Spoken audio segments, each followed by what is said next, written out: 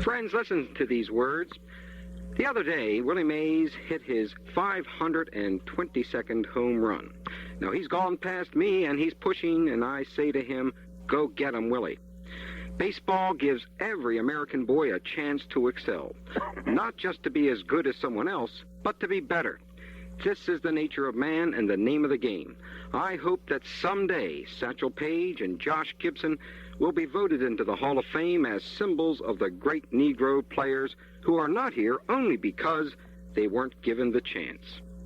Now, the man who uttered this historic speech was Ted Williams, and he said them to the individuals at the Hall of Fame during his induction speech, and certainly Ted Williams is one of the greatest ball players ever, but even greater, he's a human soul whose words brought about justice, and he's joining us for a brief moment as part of our 21st Century Radio Negro League special.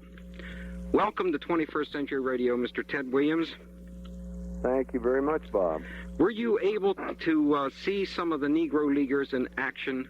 Well, you know, my closest association, I have to say that I did see Satchel Paige.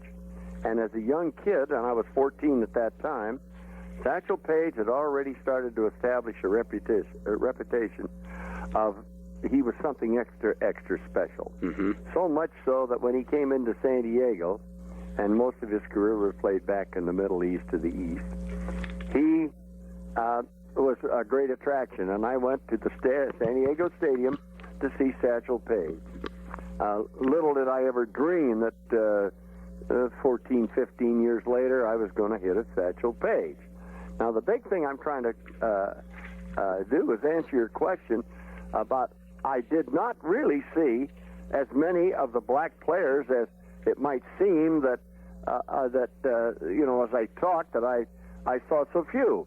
Mm-hmm. But I do know that they were great players.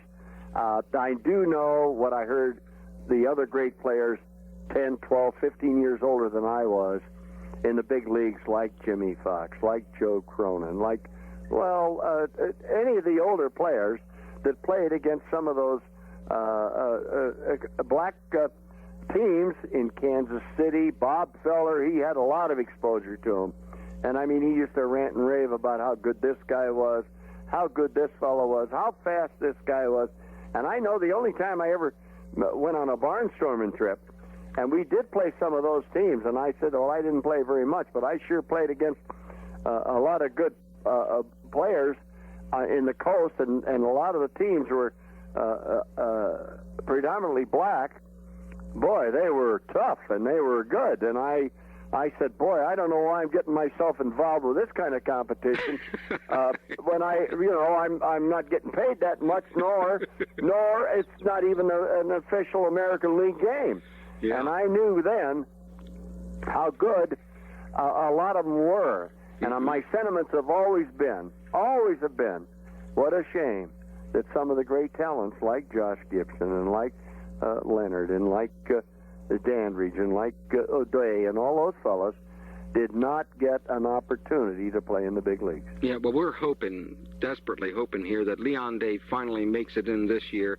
It would be exceedingly important, because the sad part of this, as you well know, is everyone is over 75 to 95 years old, and it took us such a long time to set up our visit to the White House this time. Yeah. And it was extremely difficult, and we're glad we were able to do it, but my heavens, we would have thought, I'll tell you, George Bush gave these fellows about 2 hours of his time 2 years ago. Great guy. I'm telling you, it surprised us. Great guy.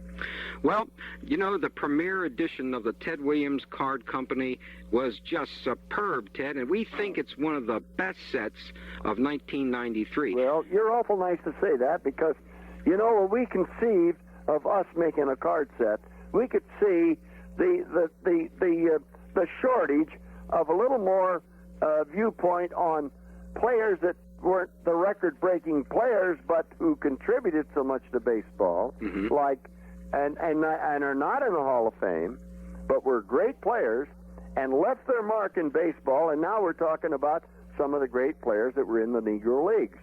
And so when we started our set, we said, well, we want to get players in there that did something in baseball history. Well, let me give you an example. Pat Siri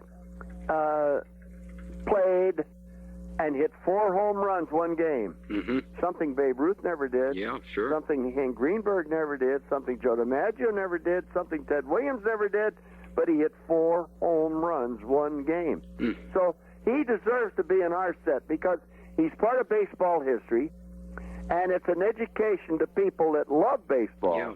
To have a chance to hear about a guy, well, gee, I didn't know that.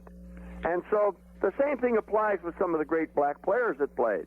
And we're bringing a lot of people up to date You sure are. with the history of baseball. And I think that one of the big drawbacks that baseball has to overcome right now is marketing themselves Mm-hmm. and trying to publicize the great things about this game that seem to be waning a little bit. Yeah.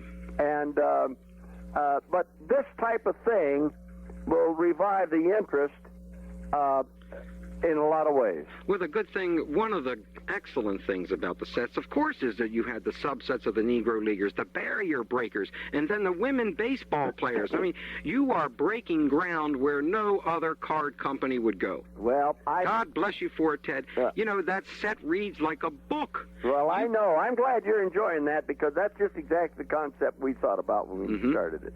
Well, it's the kind of thing, no kidding aside, that when we give away some of your cards to children on our radio show and to some of the grown-ups, to the sports people, all of them, first they marvel at the quality of the card. Yeah, we tried to do that too. Yeah, I mean, they are beautiful to look at.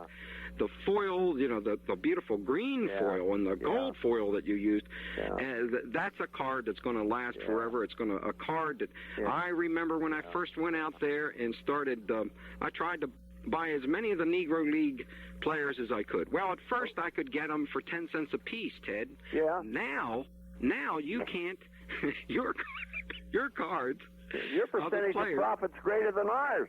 Well, these guys, but these guys, we're selling them a Josh Gibson for $5. Oh boy. A Satchel Paige for $5. And I'm sorry, I never saw Josh Gibson play, but you know, I'd go to Washington. They used to play an awful lot in Washington in the late 30s, early 40s, and we weren't in town, and the Black Players League played, and the clubhouse boys, when we'd come in, say, Tuesday to play a night game for the week, they'd show me and they'd say, "Come on out here, Ted," and they'd show me where a ball was hit, and they said, "Josh Gibson hit that last Sunday," and it was a ton. And I remember Jimmy Fox telling me that those guys could really hit some of them.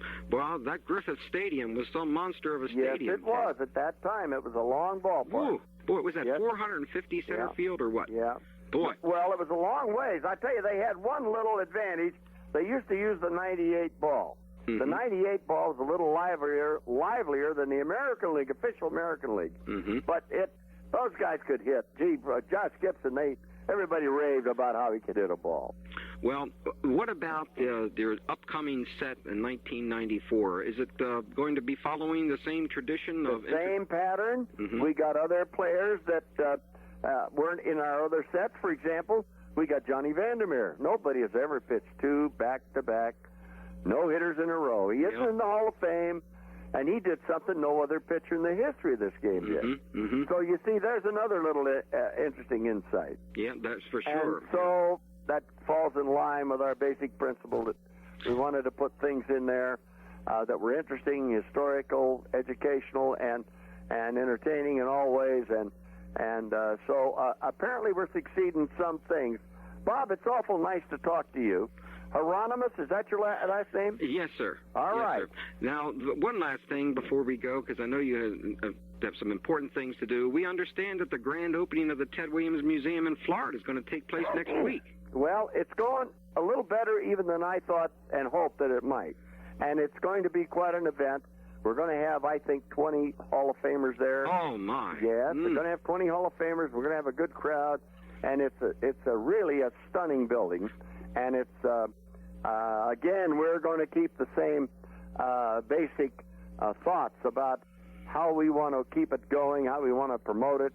And one of our basic thoughts, of course, is that if this museum in some way can stimulate with pictures and history and the look of importance about it, that it might just stimulate somebody to the point of saying, well, gee, I can do that. And this is, it gives them a boot. Where in Florida is it located? Well, it's going to be in Citrus County, Citrus Hills, and I live down there now, and it's going to be opening next Friday and Saturday.